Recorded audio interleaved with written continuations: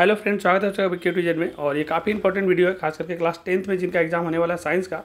मैं भी मान के चलिए किस तरह का क्वेश्चन आने का चांसेस रहेगा। तो आप इसको क्या करेंगे कि सबसे पहले आपको 1 से 2 बार इसको अच्छा से सुनना होगा। आप चाहें तो स्पीड बढ़ा लीजिएगा ताकि आपका टाइम बच जाएगा। और जिस क्वेश्चन में आपको लग रहा है कि इसको थोड़ा याद करने में दिक्कत है, तब उसको आप एक बार लिख लीजिएगा, लेकिन ज़्यादा कोशिश करिए आप इसको सुनिए क्योंकि टाइम बहुत कम है। तो शुरू करते हैं कि रक्तचाप का समान से अधिक हो जाना क्या कहलाता है। मतलब ब्लड प्रेशर जब ज़्यादा जितना ज़रूरत है उससे ज़्यादा, मतलब समान ब्लड प्रेशर 120/80 होता है, तो 120/80 से जब आधा हो जाता है तो हाइपर टेंशन कहलाता है। ऐसे भी ब्लड प्रेशर बन जाता है तो टेंशन बढ़ जाता है, तो याद रखिएगा हाइपर टेंशन कहलाता है। रक्त क्या है? तो रक्त एक तरल संयोजी उत्तक है। मतलब रक्त एक तो लिक्विड जैसा रहता है ना, तो तरल संयोजी उत्तक है। किण्वन किस में होता है? तो किण्वन जो होता है ना, देखते होंगे ब्रेड पावरोटी जब बनता है तो उसमें ईस्ट में होता है। तो किण्वन किस में होता है? ईस्ट में होता है। अपेंडिक्स क्या है? तो देखिएगा अपेंडिक्स हो जाता है तो ऑपरेशन कराना पड़ता है। एक अवशेषी अंग है, वो नस जैसा बढ़ जाता है, तो अपेंडिक्स जो है वो अवशेषी अंग है। ग्लूकोज पौधा में डैश के रूप में जमा रहता है। अगर ऐसा क्वेश्चन आ जाए, या फिर ग्लूकोज जो होता है पौधे में स्टार्च के रूप में जमा होता है। तो ग्लूकोज होता है पौधा में स्टार्च के रूप में जमा होता है। जब कोई भी लोहा पर हम लोग कील पर कॉपर सल्फेट का घोल डाल देते हैं, तब लोहा पर क्या होता है? तो लोहा पर तांबा का परत जम जाता है। कॉपर सल्फेट का घोल का रंग होता है कैसा? तो कॉपर सल्फेट का घोल का रंग नीला होता है। और पानी का उबलना जो है क्या है? तो पानी को उबलना या फिर दूध को दही जमना। तो जब दूध से दही जमेगा तो फिर दही से दूध नहीं होगा, तो जो वापस अपना में नहीं आता होता है रासायनिक, और जो वापस अपना में आता होता है भौतिक। तो जब भी पानी को उबाल दिए, गर्म कर दिए, है ना, तो पानी को उबालना एक तरह से रासायनिक अभिक्रिया का उदाहरण नहीं है। क्यों? क्योंकि वो भौतिक है। तो आपसे पूछ सकता है कि पानी को उबलना क्या है, रासायनिक अभिक्रिया है कि भौतिक अभिक्रिया? पानी को उबलना रासायनिक अभिक्रिया नहीं है। ये कौन सा है? ये भौतिक अभिक्रिया है। तो नहीं है देगा तो ध्यान रखिए, किसी किसी क्वेश्चन में नहीं है पूछ देता है। तो कार्बन डाइऑक्साइड और चूना जल की अभिक्रिया में कैल्शियम कार्बोनेट बनता है। जब भी कार्बन डाइऑक्साइड और चूना जल की अभिक्रिया कराएंगे तो कैल्शियम कार्बोनेट यानी संगमरमर बनता है। श्वसन में किस प्रकार की अभिक्रिया होती है? तो श्वसन जब होता है ना, तो श्वसन जब हम लोग एक बार सांस लेते हैं और एक छोड़ते तो चला जाता है, तो ऊष्माक्षेपी अभिक्रिया। क्या है वो? ऊष्माक्षेपी अभिक्रिया। कोई भी चीज़ बाहर निकल जाता है तो ऊष्माक्षेपी हो जाता है। ये वाला देखिए जो दिख रहा है आपको CaCO3 कैल्शियम कार्बोनेट, तो देखिए CO को अलग कर दिए और CO2 को अलग कर देंगे, तो ये जो अभिक्रिया जो दिखा रहा नहीं है तापीय विघटन को दर्शाती है। कि क्या दर्शा रही है? तो तापीय विघटन को दर्शाती है। अम्ल और क्षार की अभिक्रिया को उदासीकरण कहते हैं। जब भी अम्ल और क्षार का अभिक्रिया होगा तो उसको उदासीकरण कहते हैं। और CO जो है ना, लिखा है कैल्शियम ऑक्साइड, ये काली चूना का रासायनिक सूत्र है। और लोहा में जंग लगना एक तरह का जो है ना, ये रेडॉक्स अभिक्रिया है। लोहा में जंग लगना क्या है? एक रेडॉक्स अभिक्रिया है। फेरस सल्फेट के क्रिस्टल का रंग कैसा होता है? तो फेरस सल्फेट का क्रिस्टल का रंग हरा होता है। और पार्श्व परिवर्तन समतल दर्पण में देखा जाता है। पार्श्व परिवर्तन किस में देखा जाता है? तो समतल दर्पण में देखा जाता है। गोलाकार दर्पण की वक्रता त्रिज्या उसकी फोकस दूरी का दुगुना होती है। गोला दर्पण की वक्रता त्रिज्या उसकी फोकस दूरी का दुगुना होता है। उत्तल दर्पण हमेशा आभासी सीधा प्रतिबिंब बनाती है। उत्तल दर्पण कैसा प्रतिबिंब बनाती है? तो आभासी सीधा प्रतिबिंब बनाती है। एक दूरस्थ वस्तु के लिए अवतल दर्पण द्वारा प्रतिबिंब वास्तविक उल्टा होता है। एक दूरस्थ वस्तु के लिए अवतल दर्पण द्वारा बना प्रतिबिंब वास्तविक उल्टा होता है। समतल दर्पण की फोकस दूरी, तो समतल दर्पण का जो फोकस दूरी होता है वो 0 होता है, 0 होता है। आगे बढ़ते हैं, ज़्यादा नहीं करेंगे क्योंकि जितना ज़रूरत है उतना ही करते हैं। लेकिन बने रहिएगा लास्ट तक क्योंकि काफ़ी इंपॉर्टेंट सारा क्वेश्चन इसमें आने वाला है। जब लेड नाइट्रेट को गर्म किया जाता है तो भूरा धुआं और पीला देखा जाता है। जब लेड नाइट्रेट को गर्म करते हैं तो भूरा धुआं और पीला देखा जाता है। तिलचट्टा जो श्वसन लेता है ना, सांस लेता है, तिलचट्टा ट्रैकिया के द्वारा लेता है। कैसे लेता है? ट्रैकिया के द्वारा लेता है। कछुआ सांस कैसे लेता है? देखिए कछुआ जो सांस लेता है ना, वो फेफड़ा से लेता है। और मछली जो लेता है गलफड़ा यानी गिल से लेता है। और हम लोग लेते हैं ग्रास नली से, मतलब नाक से लेते हैं। मैमेलिया वर्ग के जंतुओं के हृदय में 4 बेसम होते हैं। मतलब मैमेलिया वर्ग के जितना जंतु होता है उसका हृदय में 4 गो कोष्ठ होता है ना, 4 गो बेसम होता है। वृक्क का रचनात्मक इकाई है। तो रचनात्मक बोले क्रियात्मक बोले तो वृक्क का मानी किडनी का रचनात्मक और क्रियात्मक इकाई नेफ्रॉन है। और रेडॉक्स अभिक्रिया में जो पदार्थ ऑक्सीकरण होता है वह उपचायक कहलाता है। रेडॉक्स अभिक्रिया में जो पदार्थ ऑक्सीकरण होता है वो उपचायक कहलाता है। तांबा जो होता है ना, तनु हाइड्रोक्लोरिक अम्ल को रासायनिक अभिक्रिया नहीं करने देती है। जो तांबा होता है वो तनु हाइड्रोक्लोरिक अम्ल से अभिक्रिया करने के लिए नहीं देता है। बिजली की सहायता से धातु की परत चढ़ाने की प्रक्रिया, तो विद्युत पर कोई भी धातु का परत चढ़ाएंगे तो विद्युत अभिलेपन, मतलब विद्युत पर लेप लगाएंगे तो विद्युत अभिलेपन हो जाता है। तो बिजली की सहायता से धातु की परत चढ़ाने वाली प्रक्रिया को विद्युत अभिलेपन कहते हैं। पाचन तंत्र का छोटी आंत यकृत से पितरस प्राप्त करता है। मतलब पूछा जा सकता है कि पाचन तंत्र जो है वो पितरस कहाँ से प्राप्त करता है? तो छोटी से पितरस प्राप्त करता है। पत्तियों में रंध्रों का खुलना और बंद होना, तो इसको नियंत्रित कौन करता है? पत्ती को जो खुलना और बंद होना नियंत्रित करता है रक्षक कोशिका द्वार द्वारा। तो रक्षक कोशिका द्वार को आप याद रखेंगे।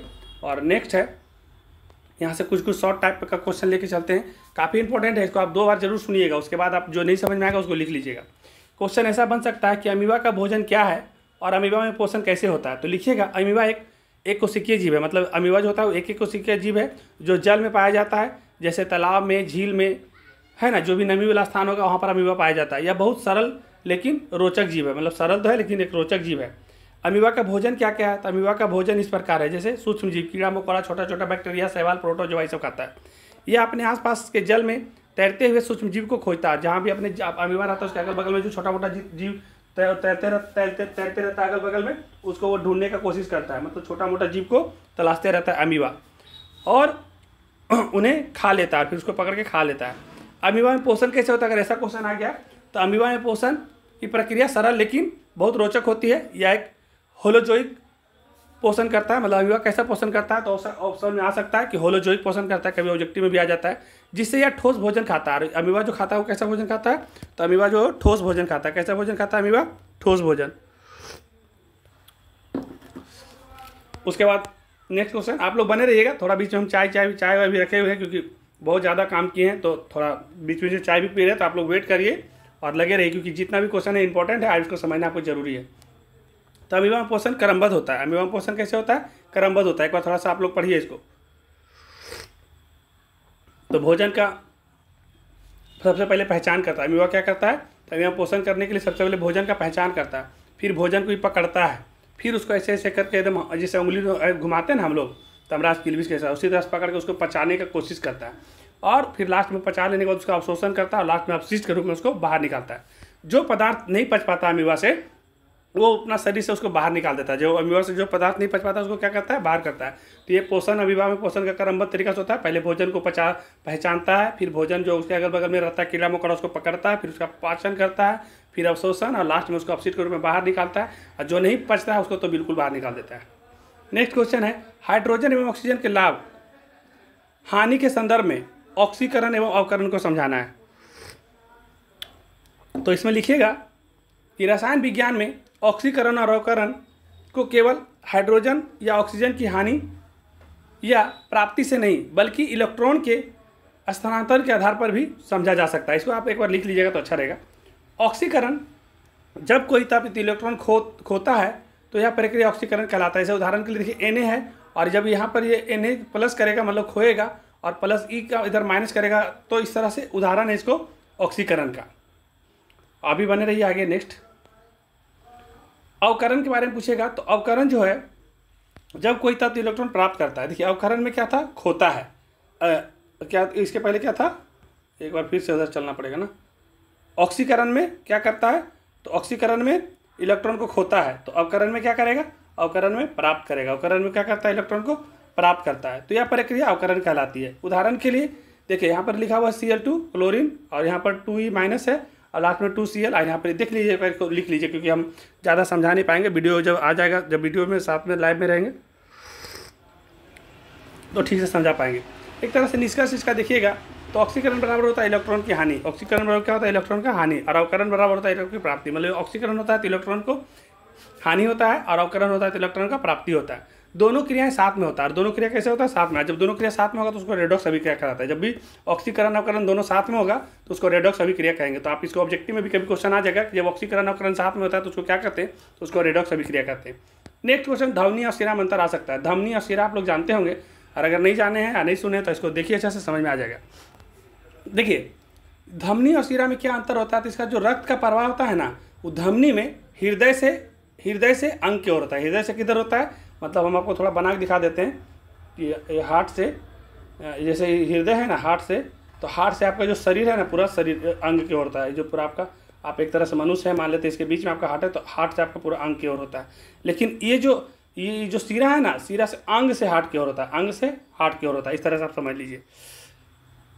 रक्त में ऑक्सीजन, तो रक्त में ऑक्सीजन धमनी में अधिकांश में ऑक्सीकृत युक्त रक्त होता है, जबकि शिरा में अधिकांश में कार्बन डाइऑक्साइड युक्त रक्त होता है। मतलब धमनी में जो रक्त होता है वो ऑक्सीजन मिला हुआ रहता है उसमें, लेकिन जो शिरा में होता है उसमें कार्बन डाइऑक्साइड होता है। समझ गए? इसके बाद दीवारों का जो बनावट होता है, तो देखिएगा धमनी में ना मोटा, लचीला और मजबूत होता है, जबकि शीरा में जाएंगे तो पतला और कम लचीला होता है। रक्तचाप जो है इसमें उच्च ताप रहता है, धमनी में, शीरा में निम्न होता है। वाल्व में धमनी नहीं होता है और शीरा में होता है, ताकि रक्त पीछे ना जा पाए। अब उदाहरण के लिए समझ लीजिएगा, तो महाधमनी जो होता है वो फुसफुसी धमनी होता है ना। उसमें जो होता है शीरा में यकृत शीरा होता है, जो फुसफुसी शीरा होता है। तो आप इसको एक बार अच्छा से लिखिएगा, क्योंकि इसको लिखिएगा तभी आपको एग्जाम में लिख पाएंगे, तो इसको एक बार अच्छा से लिखिएगा। और हम बीच बीच में थोड़ा चाय पी रहे हैं, तो आप लोग हड़बड़ाइएगा नहीं, थोड़ा देर अपने से पढ़िए भी इसको। श्वसन सजीवों के लिए क्यों आवश्यक है? तो देखिए, श्वसन जिसे सांस लेना, मतलब श्वसन मतलब जिसको सांस लेना हम कह सकते हैं, तो सजीवों के लिए अनिवार्य है, क्योंकि जिसमें जान है, अगर वो सांस नहीं लेगा तो जिंदा कैसे रहेगा? क्योंकि यह शरीर को ऊर्जा प्रदान करता है, और सांस लेने से शरीर को क्या मिलता है? ऊर्जा मिलता है, और ऊर्जा के लिए आवश्यक भी है। श्वसन के दौरान हम ऑक्सीजन लेते हैं, और श्वसन के दौरान क्या लेते हैं? ऑक्सीजन लेते हैं, और कार्बन डाइऑक्साइड हम लोग बाहर छोड़ते हैं। ऑक्सीजन का उपयोग भोजन को ऊर्जा में बदलता है। जब ऑक्सीजन हम लोग लेते हैं ना सांस के रूप में, तो हम लोग भोजन को ऊर्जा के रूप में बदल देता है, और इसी के लिए इसका प्रयोग किया जाता है। और यह प्रक्रिया जीवित रहने के लिए आवश्यक है। सांस लेना जीवित रहने के लिए आवश्यक है। अगर हम लोग सांस रोक देंगे 2-3 मिनट तो मालूम चलेगा गया जीवन, है कि नहीं? एक है दुर्गंध युक्त खाद्य पदार्थ। क्या है? दुर्गंध बोले या बासी बोले, एक ही बात हो गया। दुर्गंध कब आता है? जब खाना बहुत दिन का बचा हुआ रहता है। तो इसमें लिखिएगा कि दुर्गंध युक्त खाद्य पदार्थ होता है जिसमें तेल या वसा होता है, और जो लंबे समय तक रखे रहने के कारण खराब हो जाता है, जिससे उसमें अप्रिय गंध आ जाता है, दुर्गंध आ जाता है, और स्वाद आने लगता है। आपको देखिएगा एकदम पूरा अलग टाइप का स्वाद है। इसे विकृत गंधिका भी कहते हैं। तो विकृत गंधिका बोले, दुर्गंध बोले या बासी पदार्थ बोले, तीनों में यही आंसर हो जाएगा। ठीक है, इसको लिख सकते हैं आप। दुर्गंध खाद्य पदार्थों का उदाहरण जैसे तेल में बसा होता है, मांस, मछली और मुर्गी, सब देखिएगा पका हुआ खाना ही सब होता है। बहुत दिन तक आप रख दीजिएगा तो उसमें गंध आना शुरू हो जाता है। दुर्गंध खाद्य पदार्थ से बचने के उपाय।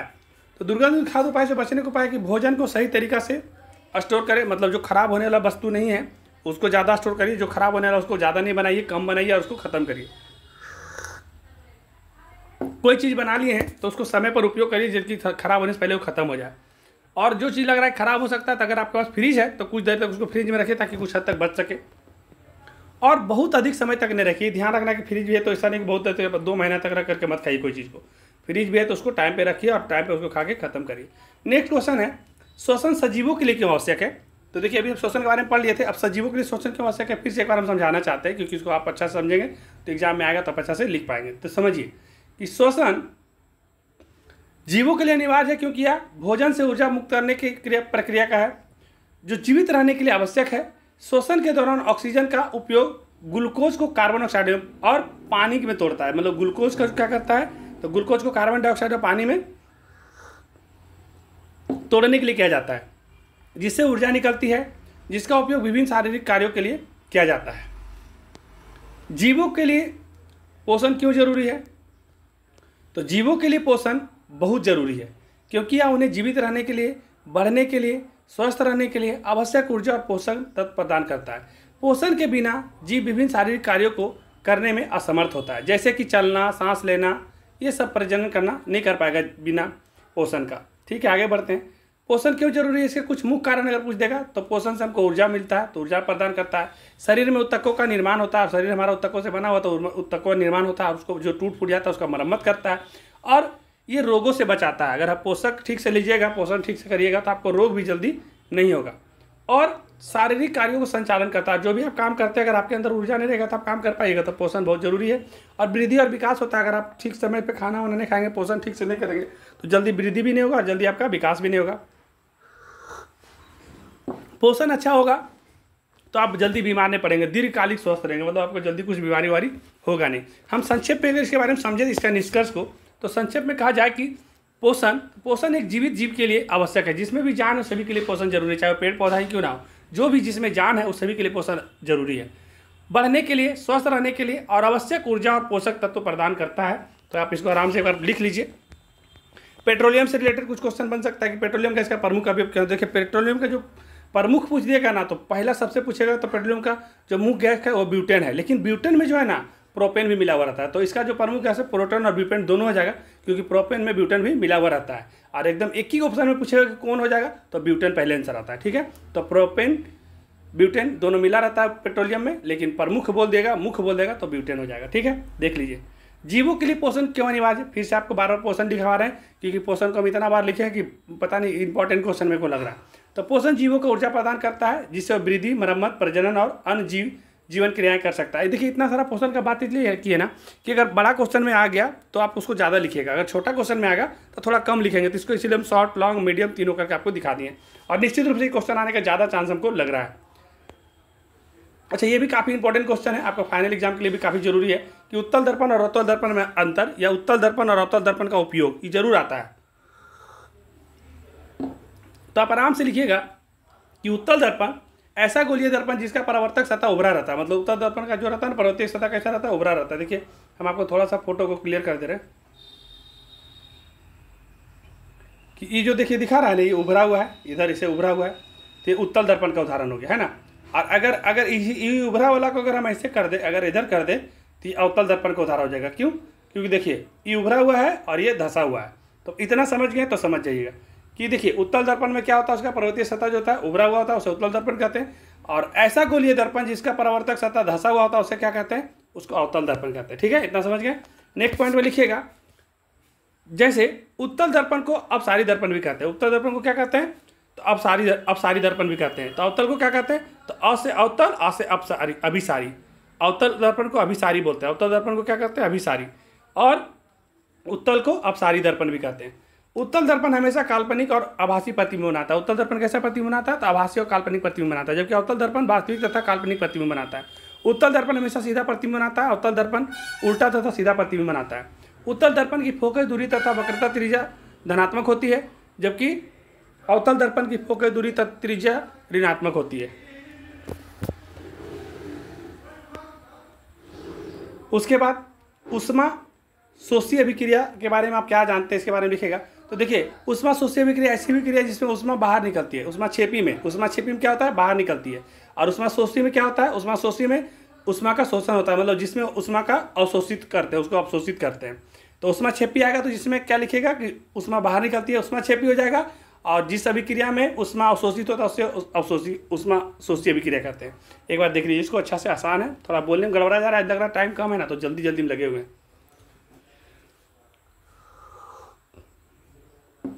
संयोजन अभिक्रिया क्या है? तो जब दो या दो से अधिक पदार्थ मिलकर एक नया पदार्थ बनाते हैं तो उसे संयोजन अभिक्रिया कहते हैं। मतलब जब भी दो पदार्थ या दो से अधिक पदार्थ मिल करके एक नया पदार्थ बनेगा तो उसे संयोजन अभिक्रिया कहते हैं। उदाहरण आप देख लीजिए, यहाँ पर 2H2O में अगर हम ऑक्सीजन मिला दें तो 2H2O बन जाता है। आप एक बार देख लीजिए।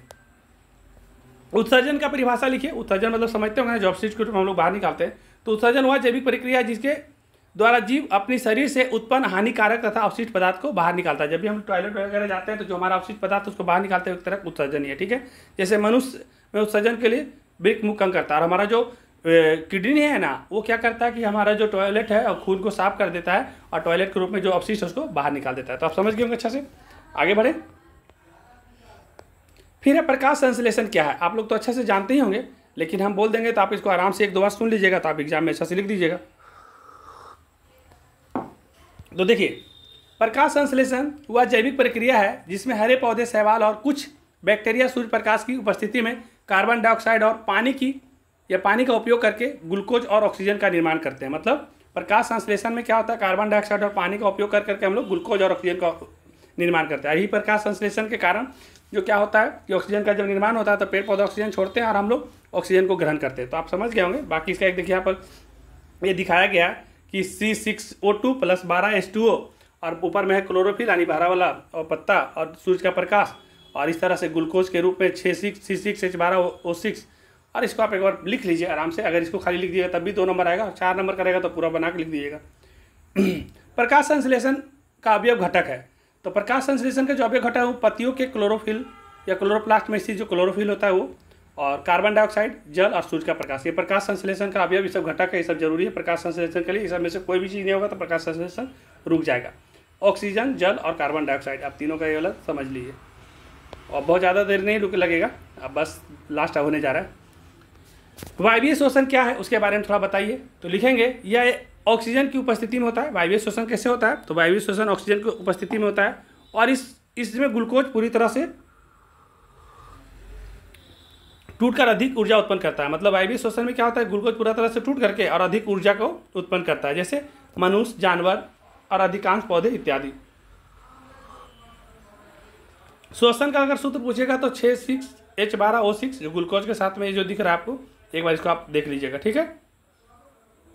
अब आपके साथ वायवीय श्वसन अवयवीय श्वसन में अगर अंतर दे दिया तो कैसे लिखिएगा, तो देखिए अंतर अगर दे दिया ना तो इसका पैरामीटर है कि ऑक्सीजन की आवश्यकता वायवीय श्वसन में ऑक्सीजन की उपस्थिति में होता है। जब भी वायवीय श्वसन होगा तो ऑक्सीजन की उपस्थिति में होगा, जबकि अवायवीय श्वसन में ऑक्सीजन का उपस्थिति जरूरी नहीं है, इसमें अनुपस्थित रहेगा तब होगा। इसमें अवायवीय श्वसन में ऑक्सीजन की अनुपस्थिति में होता है, मतलब जरूरत नहीं है इसके ऑक्सीजन का।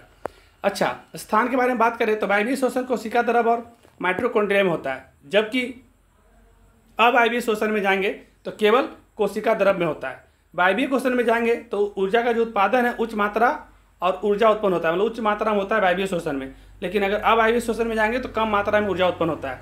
और वायवीय श्वसन में जाएंगे तो उत्पादन अगर बात करें तो कार्बन डाइऑक्साइड और जल होता है, और अवायवीय श्वसन में लैक्टिक एसिड और पशु एथेनॉल होता है। मेरे हिसाब से आप समझ ही रहे होंगे सारा चीज़ को, और जो लगे नहीं समझ में आएगा उसको आप लिख लीजिएगा, बस इतना जाने। वायवीय श्वसन में जो ग्लूकोज का विघटन है वो पूरा हो जाता है, वायवीय श्वसन में ग्लूकोज का विघटन पूरा हो जाता है। लेकिन अवायवीय श्वसन में जब जाइएगा ना तो पूरा विघटन नहीं होता है ग्लूकोज का, ठीक है। वायवीय श्वसन में आएंगे तो उसका उदाहरण मनुष्य, जानवर और अधिकांश पौधे करते हैं। और अवायवीय श्वसन में जाइएगा तो ईस्ट, कुछ बैक्टीरिया है ना, तीव्र व्यायाम के दौड़ने वाला मांसपेशियाँ सब। तो आप इसको अच्छा से एक बार समझ गए होंगे तो ठीक है ना, तो एक बार लिख लीजिएगा। इसका थोड़ा सा नोट देख लीजिए कि एक कोशिकीय जंतुओं जैसे अमीबा, पैरामेसियम और श्वसन गैसों का मतलब आदान प्रदान कोशिका झिल्ली के विसरण द्वारा होता है। और हमको लग रहा है अब ज़्यादा बड़ा वीडियो ये नहीं है, ये वीडियो यहाँ तक समाप्त हो गया है।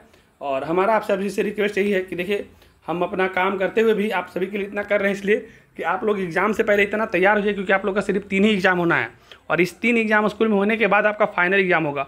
और खास करके मेरा मैट्रिक वाले बच्चे लोग साथ इतना लगा भी है कि हम चाहते हैं कि इस बार जो रिजल्ट हो हम लोग का स्कूल का, तो अगले बार से ज़्यादा अच्छा रिजल्ट हो। और उसके लिए हम आप लोग के साथ में हैं, जितना मेरे से होगा हम पूरा कर रहे हैं। हो रहा है क्या कि आप लोग का अटेंडेंस बहुत कम रहता है, और आप लोग इतना कम लोग देखते हैं, चाहे कितना कम लोग कोई भी कमेंट को करते हैं कि मन थोड़ा सा छोटा हो जाता है। लेकिन फिर भी अगर 2 लोग, 4 लोग, 5 लोग भी देखेंगे तो मेरे को कोई प्रॉब्लम नहीं है। लेकिन हम तो यही सोच के आए थे कि अगर 1 लोग का भी मेरे आने से परिवर्तन होता है तो हम उसके लिए काम करेंगे। लेकिन कभी कभी थोड़ा मन छोटा हो जाता है काम करने के बाद, कि आप लोग ठीक तरह से सपोर्ट नहीं कर पाते, ना तो आप कमेंट करेंगे, ना तो लाइक करेंगे, ना तो लोगों को शेयर और सब्सक्राइब करेंगे। मेरा मकसद था कि हम 1000 सब्सक्राइबर करें और स्मार्ट बोर्ड लेकर के आप लोग के लिए और सब्जेक्ट का टीचर अपने साथ जोड़ें। तो देखते हैं कितना तक होता है। मेरा कोई ऐसा है नहीं कि आपको आज ही करना है, लेकिन ये जब होगा हम तभी ये सब आगे शुरू करेंगे। तो ठीक है, अच्छा लगेगा तो लाइक करिएगा, बाकी धन्यवाद।